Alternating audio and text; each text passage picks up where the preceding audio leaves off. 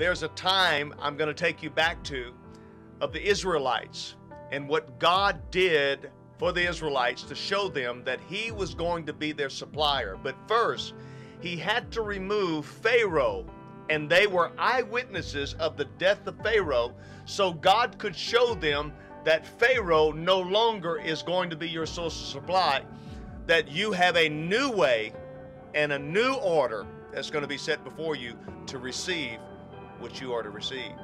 God says no one else will be able to get the credit. I'm the only one that's going to get the credit on this. What happens in this message is your source of supply that maybe you have been used to for years now will change. God has a new way of feeding you and taking care of you. We're going to be talking about the bread that fell from heaven. Can you smell the bread? We somehow think that, He's got to do it my way. You know what? Listen, God can give you a miracle and give you a miracle after miracle, and you know what? You still cannot find a way to explain the miracle. You don't know how God can do it. I wish you could realize that in this trip that God is bringing you on, that God has not forgotten you. He's cooking something up for you in heaven. If you really had faith in His Word, you can almost smell your blessing coming. It's there. Now watch what happens here. In Exodus 16, they go out. When the dew evaporated, a flaky substance as fine as frost blanketed the ground. The Israelites were puzzled when they saw it. They said, "What is it?" Somebody shout, "What is it?" Mm-hmm. They asked each other. They didn't know. "Ralph, what is that?" "I don't know. Never seen him before." "What do you think it is?" "I don't know.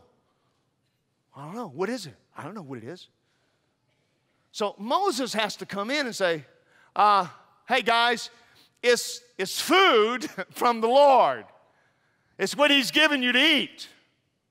He's giving you this to eat. This is the food." They didn't know what it was. See, some of us, watch this, you don't recognize the miracle when God is sending it to you because you think that God needs to send a miracle a certain way. Which means if He doesn't send it the way you think He should send it, then you don't understand it and you don't get it. You know what is it? What the word is for what is it? The word is manna. Manna means what is it? So when they walked out, they said, "Manna." What is it? Manna. Manna. What is it? It means manna. "Oh God, I'm single, I'm lonely. I just wish You'd send somebody in my life. Please send me somebody, I pray. Jesus' name, send me. I want somebody to just talk to. I want somebody to love me. I want somebody to trust. Lord, just send me somebody." And God sends you somebody and you go, "Manna. What is that? That's not what I wanted. Come on, God. In Egypt there, we had quail, we had onions, we had all kinds of food here, Shy. We had all this food, and now you're going to give me some white, flaky little manna."